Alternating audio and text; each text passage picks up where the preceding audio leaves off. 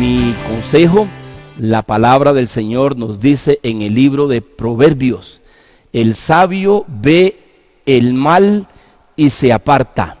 Para aquellos que son sabios y que con una palabra es suficiente, les animo a que sigan guardando las precauciones debidas, los cuidados debidos. Esto es sumamente importante, ya que, mis hermanos, pareciera dentro de nuestro ambiente social que esto se está aplacando, pero tengan mucho cuidado con lo que usted está escuchando, a quién está escuchando y de qué manera usted se está informando. La situación de emergencia mundial que tenemos de salud, esta contingencia de salud no ha mermado. Por lo menos Latinoamérica está siendo ahora un foco de continuo crecimiento exponencial, y como nación Costa Rica nos está salvando de eso. Seguimos en un aumento exponencial. Creo que se va a incrementar más esto por causa de la conducta humana, por la forma de proceder del ser humano. Hay otras cosas, parece, que están privando más que el cuidado, que la buena salud y que incluso el equilibrio de buscar las necesidades básicas para la familia y para el hogar. Pareciera que la pelea no tanto es por llevar el sustento y mantener el trabajito, sino que la búsqueda de presiones en el ámbito financiero, social y económico es para poder traer más extras y poder seguir disfrutando de aspectos que son muy, pero muy secundarios. Debido a eso es que la conducta humana se va a exponer más, y al exponerse más la conducta humana, pues se va a disparar más el nivel de contagios, y al dispararse más el nivel de contagios, también se van a disparar lamentablemente los fallecimientos, porque los más débiles y los más vulnerables son los que van a ser expuestos. Por ejemplo, un joven que se mantenga disfrutando de sus privilegios extras, aparte de su estudio o de su trabajo, él quiere otras cosas más. Entonces, debido a su buena salud, él puede ser un asintomático y va a sus ambientes y luego llega a la casa de sus padres o de sus abuelos siendo un portador. Eso va a ser prácticamente la forma en que este lamentablemente virus se va a seguir propagando, y sobre todo en nuestro país, si ustedes pueden ver, no vamos menguando, al contrario, vamos en aumento. Este es un consejo que considero prudente hacerlo a usted. Algunos dicen: no quiero escuchar eso. Bueno, mis hermanos, el que no escucha no atiende, y el que no atiende no es prudente. Y mi deber como una persona que Dios ha puesto para velar y cuidar en diferentes ámbitos, no solamente la parte espiritual, sino también procurar y hacer un llamado a aquellos que profesamos la fe en el Señor Jesús, ser cuidadosos. Su servidor no tiene temor a la muerte. Creo que aquellos que confiamos en el Señor no tenemos temor a la muerte. El asunto aquí no es no tener temor a la muerte. El asunto aquí es que yo también soy enviado y llamado por Dios a cuidar a mi prójimo, a amar al prójimo. Y no todos están en la condición en que nosotros podemos estar. El problema no es morir físicamente, el problema es tener la muerte eterna, eternamente separado con Dios. Así es que estamos trabajando en las dos líneas, cuidándonos aquí bajo un concepto del mandato divino de cuidar al prójimo, y prepararnos espiritualmente si es que nos toca ser llamados a la presencia de Dios. Cualquiera que sea la opción, tenemos que estar preparados, pero también hay un sentido de responsabilidad por el cual tenemos que velar. Bajo ese concepto es que hoy quería entrar con estas palabras y reiterar nuestro saludo afectuoso a cada uno de nuestros niños, adolescentes, padres de familia, familias enteras que entendemos, y nos agrada tanto saber que algunos se reúnen en su casita o en un lugar cómodo, en familia, a escuchar y a recibir el mensaje de la palabra del Señor. Bien, hace domingos atrás compartía un poquito sobre la centralidad de la cruz en el Evangelio. La centralidad de la cruz en el Evangelio. Y me necesario hoy retomar el concepto, ya que el apóstol Pablo, y por lo menos voy a utilizar las epístolas paulinas que se nos habla en el Nuevo Testamento para reafirmar el concepto de la cruz. Siempre la pregunta es, ¿por qué la Biblia nos habla de algo tan cruento, tan violento, tan humillante y tan bajo con respecto al término de cruz? Bueno, porque fue la forma y el medio que Dios ha escogido para traer salvación a la humanidad. Vean, esto es muchas veces complicado y muchas veces un poco dificultoso para que el ser humano, incluyendo aquellos que supuestamente que somos parte del pueblo de Dios y que estamos familiarizados con la palabra de Dios, deberíamos de entenderlo. Dios desde el principio determinó que el hombre solamente iba a obtener redención a través de la vida misma que se sacrificaba. ¿Por qué? Porque la paga del pecado, el resultado del pecado es la muerte. Ese fue el veredicto divino. El día que de él comieres, ciertamente morirás. Esa fue la sentencia divina. A partir de ahí, cuando nuestros primeros padres violaron el mandato divino y determinaron rebelarse contra Dios y entrar en desobediencia abierta contra Dios, a partir de ahí la raza humana conlleva continuamente un elemento llamado muerte. A ese otro elemento se le añade el segundo, la maldad.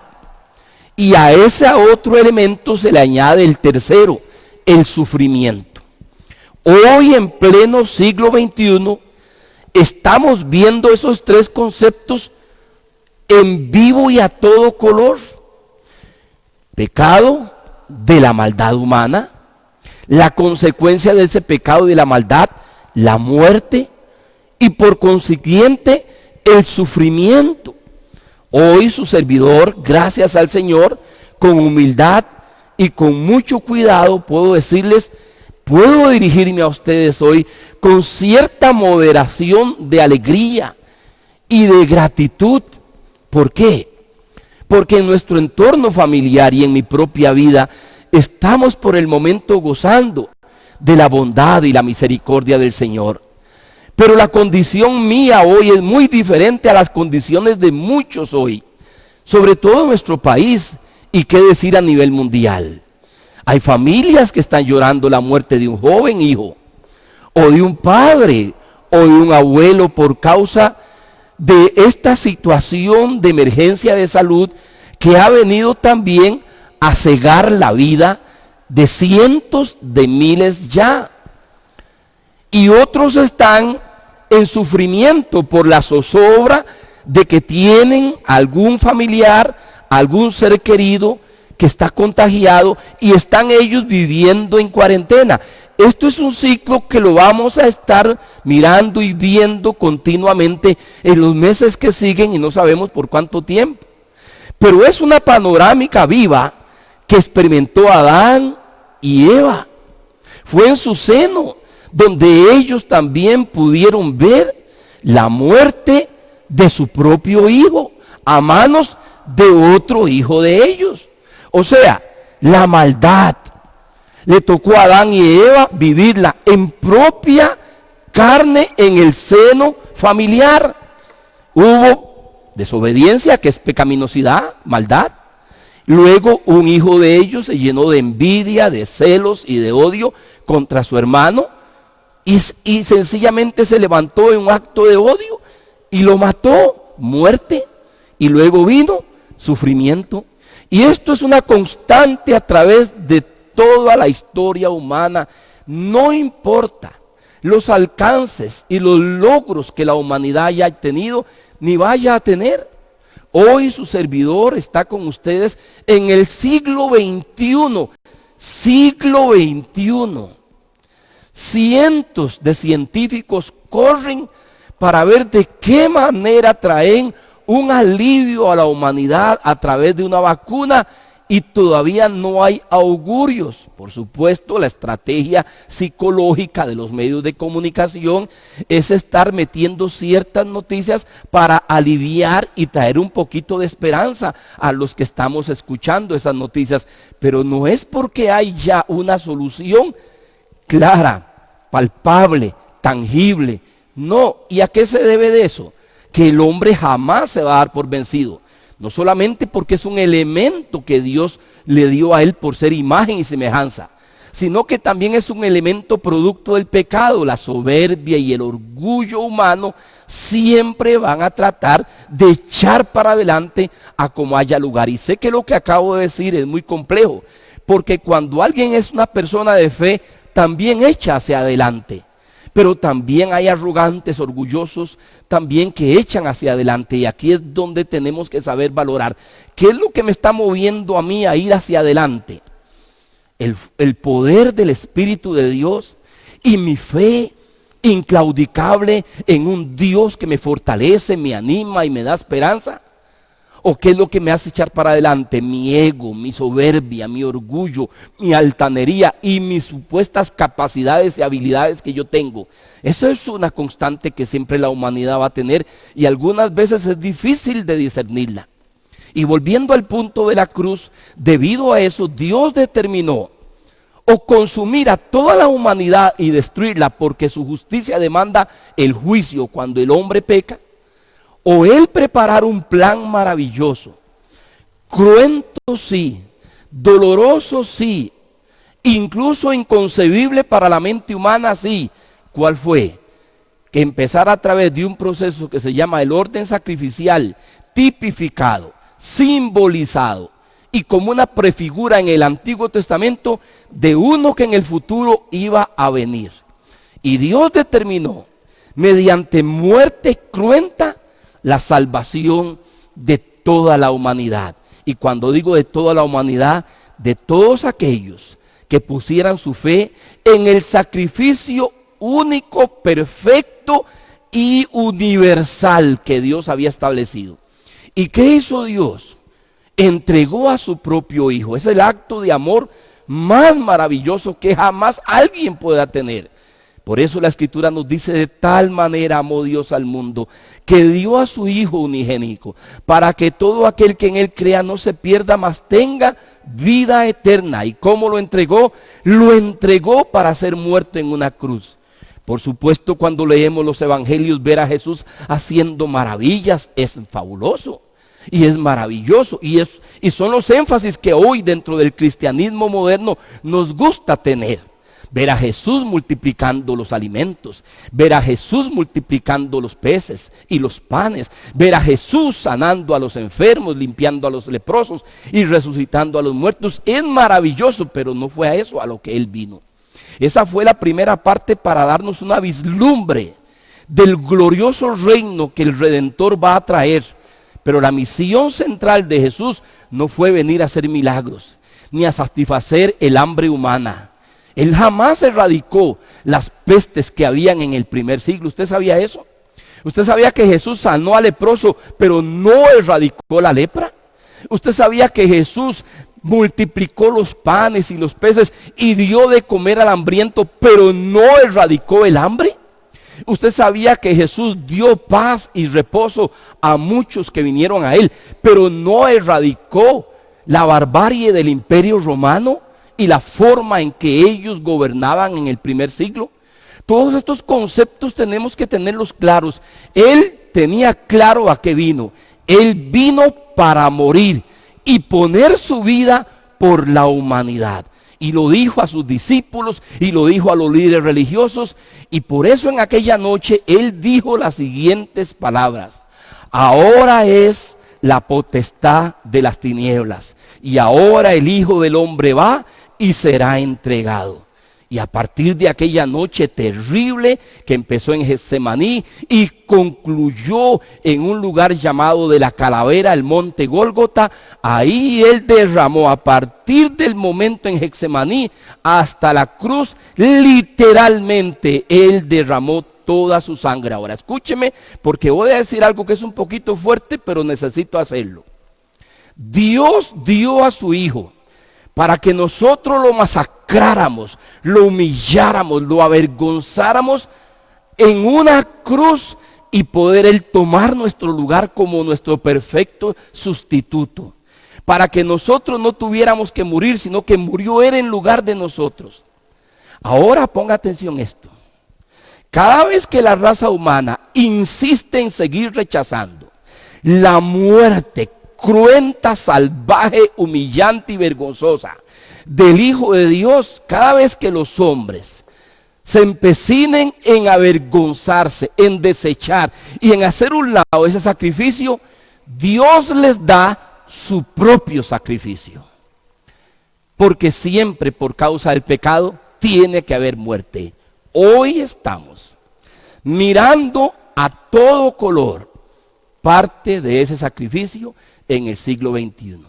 Cuando la humanidad desecha la muerte del Hijo de Dios, que es la muerte sustitutiva, vicaria, suplantadora, para que la humanidad no muera, al desechar al Hijo de Dios, entonces Dios tiene que dejar que sus leyes corran y nos da nuestro propio sacrificio. ¿No quieren recibir la muerte de mi hijo? Pues tendrán la muerte de su abuelo o de su hijo, o tendrán la muerte de cientos de miles o de millones como en el pasado ha sucedido. Por eso son las guerras, y por eso son las hambrunas, y por eso son las pestes. Cuando el hombre se empecina en hacer a un lado la obra redentora de Dios, su misericordia, su amor, hermanos míos, fue Dios quien entregó a su santo, inocente, puro, limpio Hijo. Por eso se le compara a un cordero sin mancha, para darlo por la humanidad. Y cuando la humanidad abraza su sacrificio, se detienen los juicios divinos. Pero cuando el sacrificio del Hijo de Dios es desechado por los hombres, entonces Dios les da su propio sacrificio. Y esto es lo que estamos viendo hoy. Tenemos más y ya casi vamos a llegar al 1.000.000 de muertes sacrificadas a nivel mundial. Y por supuesto les dije que lo que comparto, la mente humana en su estado natural jamás lo va a aceptar. Y algunos aún dentro del cristianismo, que supuestamente deberían estar familiarizados con esto, tampoco lo aceptan y lo rechazan. Porque tenemos un evangelio romántico. Y ese evangelio romántico es un evangelio sin cruz, que fue el que empezamos a mencionar la vez pasada. Hoy quisiera entonces, en primer lugar, decirles que es mediante la cruz. Escuche esto que es maravilloso. Y lo podemos ver en Efesios capítulo 2, verso 16. Y Colosenses capítulo 1, versículo 20. Es mediante la cruz que Dios trae reconciliación y la paz entre los gentiles y los judíos, entre Dios mismo y los hombres. Es mediante la cruz que Dios elimina la enemistad, haciendo de ambos, de los judíos y de los gentiles, un solo pueblo, y haciendo de él y de nosotros una nación santa para él, llamada su iglesia. Así lo dice el apóstol Pablo en Efesios 2:16 y Colosenses 1:20, y permítame leerlo. Dice: y mediante la cruz reconciliar con Dios a ambos en un solo cuerpo, y matando en ella las enemistades, y por medio de él reconciliar consigo todas las cosas, así las que están en la tierra como las que están en los cielos, haciendo la paz mediante la sangre de su cruz. No hay paz entre los hombres, y nunca habrá paz entre el hombre y Dios si no hay sangre, y esa sangre fue derramada por la sangre de Jesucristo. Esto es más profundo de lo que superficialmente nosotros leemos. Y a mí me duele, mis hermanos, que en la iglesia sigamos con superficialidades. Dios dice aquí que para poder reconciliarse con el hombre y romper su enemistad con el hombre y mantener una determinación de ejecutar juicio, Él en la cruz nos reconcilia con Él y nos reconcilia entre nosotros. Mire, y agradezco al Señor en cierta forma que la vez pasada no terminé este mensaje, pero exactamente en esta semana se firmó un nuevo tratado de paz entre Israel y una de las naciones árabes, solo una nada más. Pero ese tratado no va a durar mayor tiempo, no va a durar mayor cosa. ¿Por qué? Porque ningún tratado por la paz entre Israel y las naciones, y ningún tratado por la paz aún entre las naciones será duradero, porque solamente los que abrazan la cruz de Cristo pueden tener paz con Dios. Y cuando tenemos paz con Dios, recibimos la paz de Dios. Y cuando tenemos la paz de Dios, podemos ser pacíficos entre nosotros. Mis hermanos, no hay paz cuando hay armas de por medio. No hay paz cuando hay engaño de por medio. No hay paz cuando hay mentira de por medio. No hay paz cuando hay cosas ocultas de por medio. No hay paz cuando hay egoísmo de por medio. No hay paz cuando hay intereses económicos, materiales y financieras por encima de la vida humana. No habrá paz. Y no habrá paz hasta que no caigamos postrados a ese momento humillante y vergonzoso que la mente humana no lo quiere aceptar. Por eso es que no habrá paz.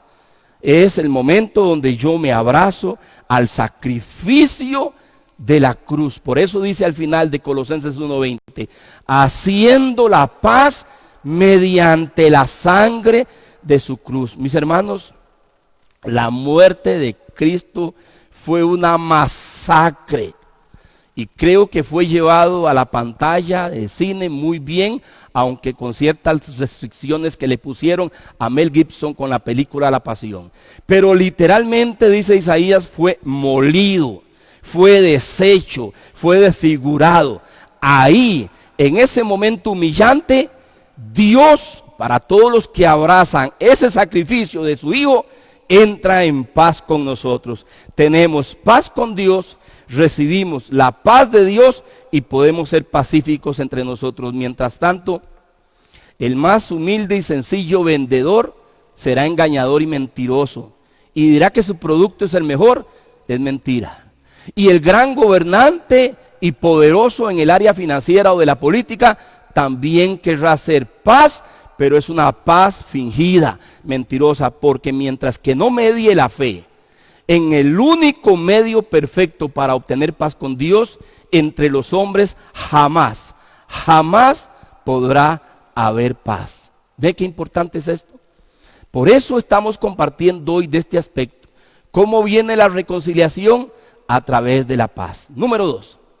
En segundo lugar, el apóstol Pablo nos dice que Jesús fue exaltado hasta lo más sublime, hasta lo más alto, hasta lo más glorioso. ¿Sabe por qué? Lo más excelso. ¿Por qué? Porque a Jesús se le dio un nombre que es sobre todo nombre. Y ante Jesús se doblará toda rodilla y toda lengua confesará que Jesús es el Señor. Todo esto, ¿por qué? Porque se humilló a una muerte vergonzosa y humillante y muerte de cruz.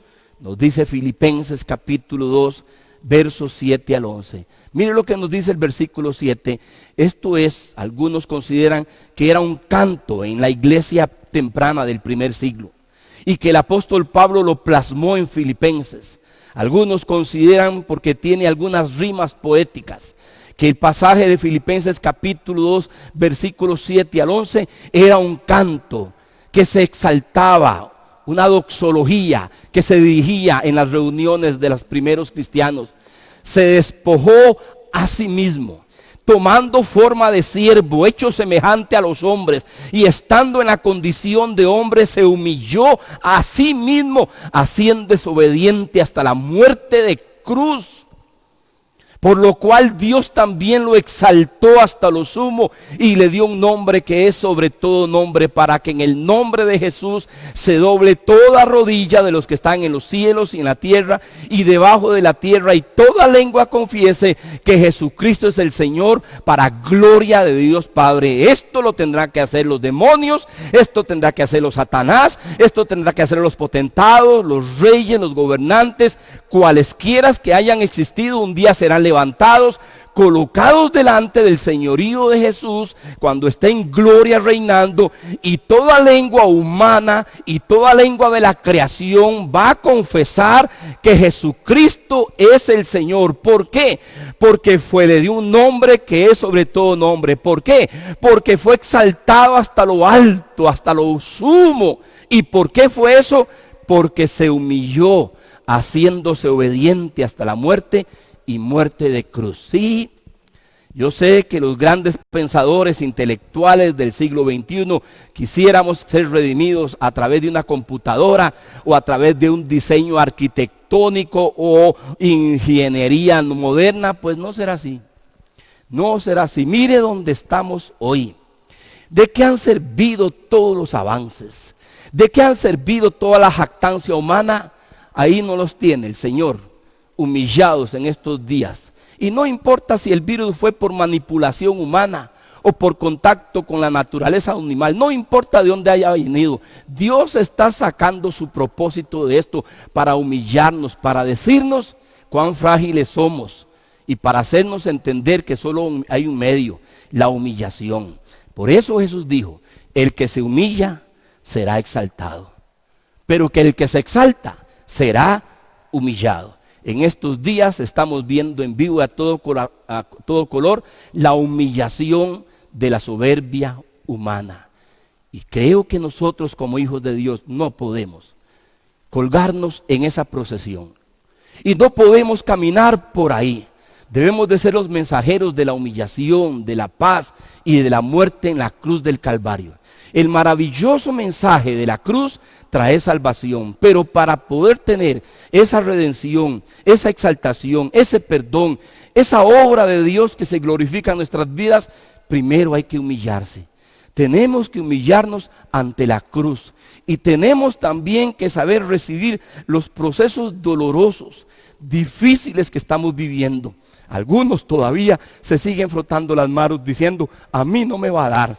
A mí nada de eso me ha llegado. Muy bien, si no llega hoy, llegará el día en que estarás delante del Señor de toda la gloria, y ahí ya sí será difícil, porque solamente tendrás que confesar a Jesús y su señorío para luego oír tu sentencia eterna por los siglos de los siglos, porque siempre mantuviste tu actitud de enemistad con Dios, por no querer humillarte ante un madero. Sí, un madero romano. Es la figura, el símbolo, la señal de la redención humana. ¿Duro esto? Claro que sí. Pero así es como Dios lo expresa, porque el hombre escogió ese camino. ¿Qué está esperando Dios en estos días de las naciones, aún de su propio pueblo? Que nos humillemos, que mantengamos gratitud. Cada momento que vayamos a hacer la compra de nuestro diario, o cada momento que marquemos la tarjetita para poder entrar a trabajar, usted debe de hacerlo con gratitud, usted debe de hacerlo con acción de gracias. Usted tiene que levantar sus ojos al cielo y decir, gracias Señor, porque me estás cuidando todavía, y ser condescendiente. Pero no, mis amados, seguimos con algunas soberbias que por ahí han estado saliendo, aún dentro del gremio cristiano, muy, muy lamentable. En tercer lugar, ¿qué nos dice el apóstol Pablo en Colosenses capítulo 2, verso 14 al 15? En tercer lugar nos dice que fue en la cruz donde el decreto legal que nos acusaba quedó anulado, quitado y clavado. Y ese decreto legal era la ley. La ley sentencia al hombre. La ley es santa. La ley es pura y la ley es buena, porque la ley es divina, viene de Dios. Pero la ley nos fue dada para demostrar cuán pecadores somos, porque yo no conocí lo que era robar hasta que la ley dijo, no robarás.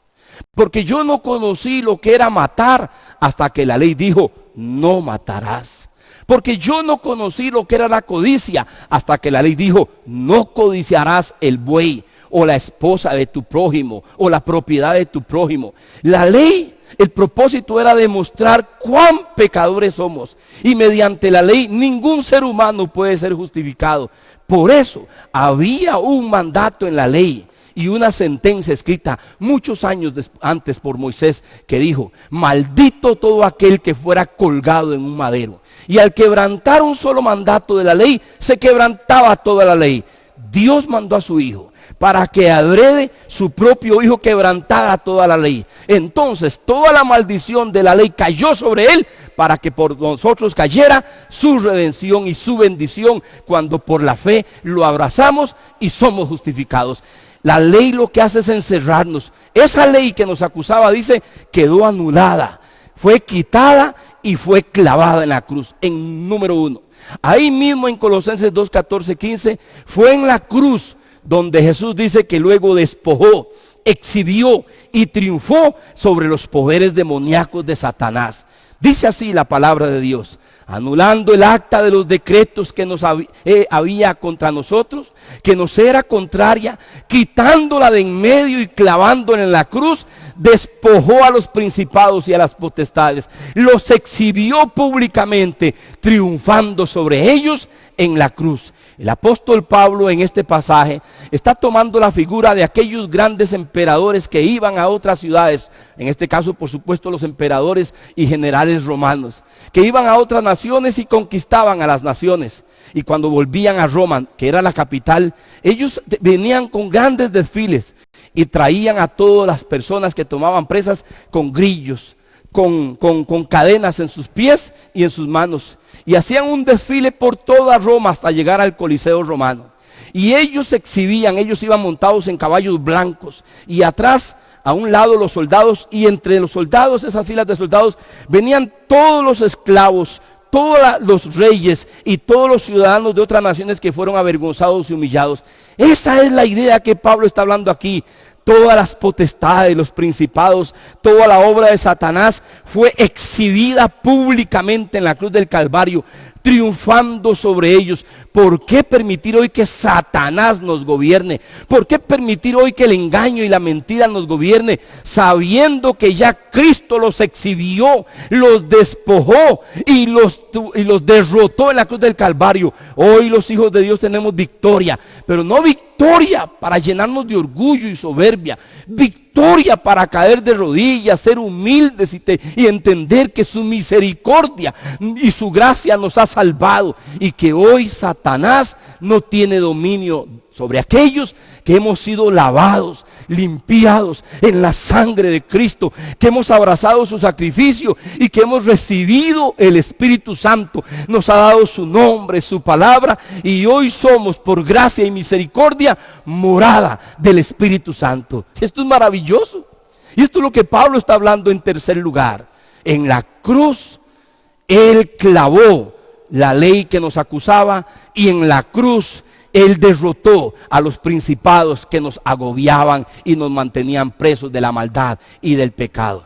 En cuarto lugar, el escritor de Hebreos, ya casi finalizando su libro, el escritor de Hebreos declara que debido al gozo, a la satisfacción, a esa visión alegre que Jesús vio delante de él, dice que debido a eso, Jesús se dispuso a experimentar el sufrimiento de la cruz. Mire cómo nos dice Hebreos, capítulo 12, versículo 2. Puestos los ojos en Jesús, el autor y consumador de la fe, el cual, por el gozo puesto delante de él, sufrió la cruz, menospreciando el oprobio, y se sentó a la diestra del trono de Dios. El escritor de Hebreos, de forma magistral y maravillosa, él nos habla aquí, precisamente él viene hablando de aquellos que viven por fe, de aquellos que debemos de seguir las pisadas de fe que tuvo Abel, que tuvo Enoc, que tuvo Noé, que tuvo Abraham, que tuvo Moisés, que tuvo David, que tuvo incluso Rahab, la ramera, se nos menciona en el capítulo 11. El capítulo 11 nos habla de una lista de antiguos que agradaron a Dios, que alcanzaron testimonio de haber agradado a Dios porque caminaron por fe sus vidas. Abel fue el primer mártir que por causa de su fe fue muerto. Enoc fue el primero que fue arrebatado y trasladado, que por causa de su fe se aferró tanto a Dios, caminó tanto con Dios, que Dios dijo: es mejor que usted esté conmigo, ahí no hace nada, ahí abajo, camina tanto conmigo, mejor me lo traigo. Y se lo llevó y no vio la muerte. Nos habla de Noé, que por causa de su fe, con temor, preparó el arca donde su familia, la única, ellos irían a ser salvos, y toda aquella humanidad antediluviana, por causa de su maldad y de su impiedad y de no arrepentirse, murieron ahogados en el diluvio. Pues Noé fue salvo. Y así sigue luego con Abraham y con Sara, y sigue también con Jefté y los jueces y con los profetas, y nos da una lista maravillosa para animarnos a seguir caminando por fe. Que así como aquellos que nos antecedieron fueron firmes en su fe y aún murieron por su fe, usted y yo hoy debemos de caminar por fe. Pero el escritor no se queda ahí, y el escritor les dice entonces, ante tan nube de testigos que tenemos, dice: pongan sus ojos en Jesús, porque el más grande ejemplo de fe, escúchenme en esto, mis hermanos, el más grande ejemplo de fe es el mismo Salvador, es el mismo Señor, es el mismo Redentor. Puestos los ojos en Jesús. ¿Y por qué digo esto? Porque Jesús es el autor y consumador de la fe. Él la inicia y Él la concluye. No es usted el que decidió tener fe. Fue Dios quien le dio fe para creer en su palabra. Fue Dios quien nos atrajo por su gracia y nos dio fe. ¿No dice eso el apóstol Pablo? Por gracia sois salvos. Y esto no de vosotros, sino que es don de Dios. Y no por obras, para que nadie se gloríe, por medio de la fe. Y tanto la salvación como la fe nos han sido dadas. ¿Por quién? Por el autor y consumador de esa fe. Ahora bien, y esta es la parte que en el cristianismo tenemos que arrepentirnos, porque buscamos solo la parte bonita y conveniente. No, Señor. Mire lo que dice la Biblia de ese autor y consumador de la fe. Vea lo que nos dice de Jesús, el mismo Señor y Redentor, el mismo Hijo de Dios. Note la segunda parte del pasaje. Esas son las segunda partes de las Escrituras que no nos gustan. Y somos acomodados y hemos violentado el texto. Y hoy, hermanos, muchos postulados de fe y de confesión positiva y de confesiones de fe han quedado obsoletos por andar cercenando la palabra de Dios, por andar mutilando la Escritura y tomando de ella solamente lo que nos conviene. Mire la segunda parte: el cual por el gozo puesto delante de él. ¿Cuál fue el gozo que habla aquí de Hebreos? El gozo es ver muchos redimidos que iban a abrazar y a quienes les iba a alcanzar su salvación, que él iba a pagar en la cruz del Calvario. Y por el gozo puesto delante de él, sufrió la cruz, menospreció el oprobio y se sentó a la diestra del trono de Dios. Sufrió la cruz. Hermanos míos, yo tengo que estar claro en esto. En la vida cristiana está llena de maravillosas promesas, pero muchos de los que nos conocen y que nos han estado con nosotros por tiempo saben que en el presupuesto de la vida cristiana tiene que haber un rango que diga sufrimiento, padecimiento, dolor. Porque si abrazo la cruz, recuerden lo que leímos en el libro de los Evangelios, cuando Jesús dijo: el que no toma su cruz y viene en pos de mí, no es digno de mí. Sí, hay gozo en la presencia del Señor. Sí, hay perdón. Pedro lo dijo en su primera epístola en el capítulo 1. Aunque ahora se gozan con gozo glorioso, aunque si es necesario, deben de ser sometidos a diversas pruebas. El cristianismo no está ausente del sufrimiento. Cualquier enseñanza que no incluya sufrimiento, dolor y adversidad en el mensaje del Evangelio no es el Evangelio, y menos el Evangelio de la cruz de Cristo. Y esto es sumamente importante, Cristo sufrió la cruz. Y no solo sufrió, dice, menospreció el oprobio, porque él sabía que se iba a sentar a la diestra de Dios para ser abogado, para ser representante, para ser intercesor y para estar ahí a favor de nosotros, de aquellos que somos de Él. No estamos solos. Usted dirá, pastor, hay alguien que no ora por mí. Hay uno que ora 24/7 por usted a la diestra del Padre. Hay uno que intercede por usted. El problema con nosotros es que hemos tenido un cristianismo y un evangelio que solo nos habla de confort, de bienestar. Todo lo hemos reducido a la condición humana presente, al presente sistema material, al sistema físico. Eso es un error. El cristianismo mira hacia la eternidad. El cristianismo mira hacia lo futuro. Lo mejor no está aquí. Lo mejor viene a nuestro encuentro cuando Él sea manifestado en gloria. Ese es el autor y consumador de nuestra fe. Por eso se sentó a la diestra del trono. ¿Por qué?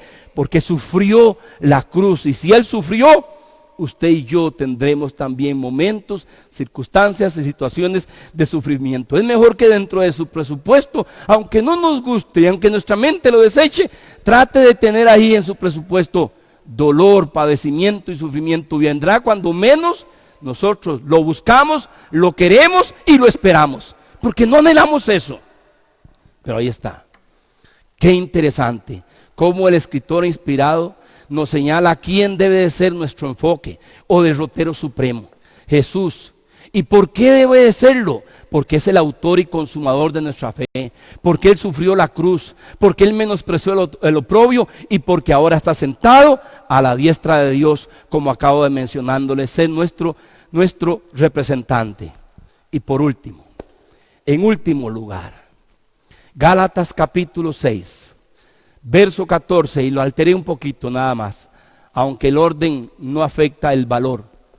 Gálatas capítulo 6, verso 14, el apóstol Pablo, escribiendo a una comunidad de cristianos, que unos 40 años después de haber llegado él con el evangelio, ellos empezaron otra vez a recibir las presiones de su entorno, de índole religiosa y de las obras. Y poco a poco los gálatas empezaron a recibir otro evangelio, que no era el evangelio de la cruz de Cristo. Usted lo puede mirar eso en el capítulo 1 de Gálatas. Habiendo conocido Pablo lo que estaba pasando en Galacia mientras que estaba en otro lugar, él entonces escribe a todas las iglesias de Galacia bajo la inspiración del Espíritu Santo. Y les empieza a corregir y hacerles a ellos una serie de exhortaciones, por supuesto acompañadas de promesas y acompañadas de virtudes para ellos. Pero de forma muy firme y enérgica, él empieza a corregirles y hacerles ver y darles ejemplos de Abraham y de Sara, y hacerles ver el peligro en que ellos estaban, porque estaban volviendo otra vez a llenarse de orgullo y a llenarse de vanagloria, porque estaban ellos manteniéndose otra vez en sus propias obras, en sus propios logros, en sus propias habilidades. Saben, hermanos míos, que después de cierto tiempo del andar cristiano, si usted no se cuida, usted vuelve otra vez a volverse insensible y descuidado.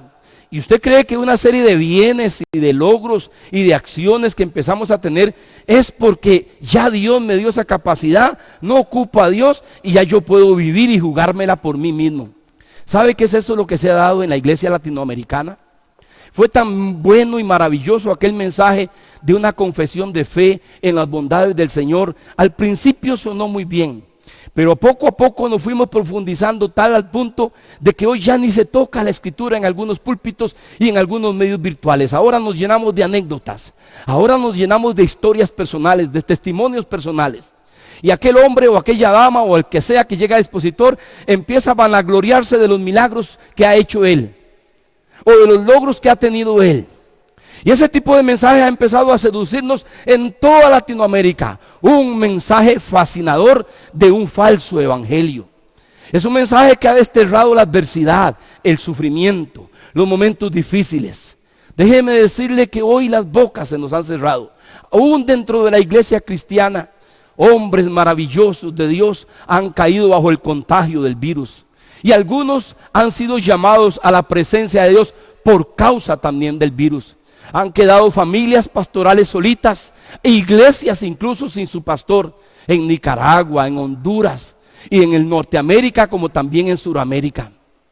Y ya hemos pasado a mirar en nuestro país también, y van a llegar noticias más, de más gente, aún dentro del pueblo de Dios, porque el mensaje que empezó a predicarse en la cristiandad evangélica de los años 90, empezó a decirnos que nosotros teníamos cierto tipo de burbuja, un cierto evangelio que nos dice que somos ciertos chineaditos del Señor, que somos intocables. Incluso una dama, que no voy a desmerecer su buena intención, sacó un lindo un canto que decía: con los hijos de Dios nadie se mete. Ese canto lamentablemente hay que sacarlo de nuestras videotecas o discotecas. ¿Por qué? Porque ya no funciona. Con los hijos de Dios sí se mete Dios, y sí disciplina a los suyos. Pablo, por tanto, hermanos, escoge una carta bajo la inspiración del Espíritu Santo y se la dirige a los Gálatas, que estaban cayendo ya en cierta vanagloria, en cierto orgullo religioso espiritual, de qué bien les estaba yendo a ellos, volviendo a la vida de obras. Por eso el apóstol Pablo les dice a ellos: ustedes han recibido otro evangelio diferente al que les hemos predicado. Y ya a mitad de su carta, como al final, y yo coloqué esos dos pasajes centrales, Gálatas capítulo 6, verso 14, y Gálatas capítulo 2, verso 20, que dice: lejos esté de mí gloriarme, sino en la cruz de nuestro Señor Jesucristo, por quien el mundo me es crucificado a mí y yo al mundo. ¿Qué está diciendo el apóstol Pablo aquí? Él les está diciendo: mi orgullo es la cruz de Cristo. Si de algo tengo que tener orgullo, es la cruz de Cristo. Porque si piensan que voy a tener orgullo por algunos beneficios económicos, materiales, o de habilidades o destrezas a nivel del mundo, ya yo fui crucificado a ese tipo de orgullos, a ese tipo de anhelos y a ese tipo de deseos. ¿Sabe que esto se ha perdido en la cristiandad? ¿Sabe que esto se ha perdido? Hermanos míos, sé que me he extendido un poquito, pero déjeme decirle algo. En los años 80 su servidor fue alcanzado por la gracia salvadora del Señor. No importa qué tipo de zapatos llegábamos a los cultos. No nos importaba el tipo de marca de ropa que usábamos. Incluso no importa si había bicicleta o vehículo. En los años 80 la cristiandad en la que nosotros por lo menos vivimos en Costa Rica, y me tocó a mí vivir, éramos sencillos, de igual a igual, no perfectos, había muchos defectos, pero se han sobredimensionado más hoy. Era un mensaje sencillo, lleno de gozo, de salvación, de evangelismo, de buscar al que necesitaba, y siempre velábamos por el que tuviera menos. Construíamos nuestros templos a base de esfuerzo, con las propias ventas que hacíamos. Hoy nos hemos llenado de soberbia. Hoy hemos hecho una galanería, nos ensoberbecemos hablando de nuestros maravillosos templos, pero con grandes cuentas financieras en los bancos. Antes, hermano, era el gozo y la alegría de cantar juntos, de vernos por igual. Jamás preguntábamos qué marca de vehículo tenía o qué marca de bicicleta era. Jamás. Eso poco a poco se ha venido extinguiendo. Han pasado 40, 50 años ya, y mire dónde estamos hoy. Mire dónde estamos hoy. Espero que estemos aprendiendo la lección. Pablo dice que su orgullo es la cruz, no un templo. Que su orgullo es la cruz, no una marca de ropa. Que su orgullo es la cruz, no una posición económica o material, o un logro o habilidad humana, por la cual el mundo me es crucificado a mí y yo al mundo. Pablo está diciendo: ¿sabe qué? El mundo no me impresiona con nada de lo que me quiere ofrecer. Por eso dice en el capítulo 2, verso 20: con Cristo estoy juntamente crucificado, y ya no vivo yo, mas vive Cristo en mí. Y lo que ahora vivo en la carne, lo vivo en la fe del Hijo de Dios, el cual me amó y se entregó a sí mismo por mí. ¿No es esto maravilloso? Eran los pasajes que una y otra vez citábamos, pero hoy los hemos desechado, porque hemos desechado la cruz, porque hemos desechado la sencillez de la vida cristiana, porque nos hemos tragado tanto un evangelio tan falso, que nos dice que aquí está lo mejor, que la marca de ropita es lo mejor, que la marca de zapato es lo mejor, que la marca del vehículo, que el estilo de casa, que la urbanización donde yo vivo es lo mejor. ¿Cómo hemos denigrado el evangelio? Si hay algo que tenemos que volver es a llenarnos de orgullo, pero de la cruz, de mi Salvador, de su Salvador, del Redentor, del que dejó su gloria, del que dejó la adoración de ángeles, serafines y querubines, del que dejó el confort eterno. ¿Sabe para qué? Para venir, dar su vida, morir por nosotros, y todos aquellos que en Él creamos a las buenas nuevas, se fue luego para prepararnos un lugar maravilloso, un lugar glorioso. Por eso dice que sufrió la cruz, por el gozo puesto de ver a millones de millones un día al lado de Él, disfrutando las glorias no temporales, las glorias eternas. Y para usted, mi hermana, y mi amigo, y mi hermano, para usted está preparado eso. ¿En pos de qué anda estos días usted? ¿Y qué tipo de evangelio está escuchando? ¿Nos vamos a unir a los necios que están pidiendo un montón de demandas hoy económicas? ¿O vamos a ser sensatos, cuerdos, agradecidos y abrazados a la gracia y misericordia redentora y salvadora de la cruz? Este es el mensaje que tiene poder, el mensaje del evangelio de la cruz.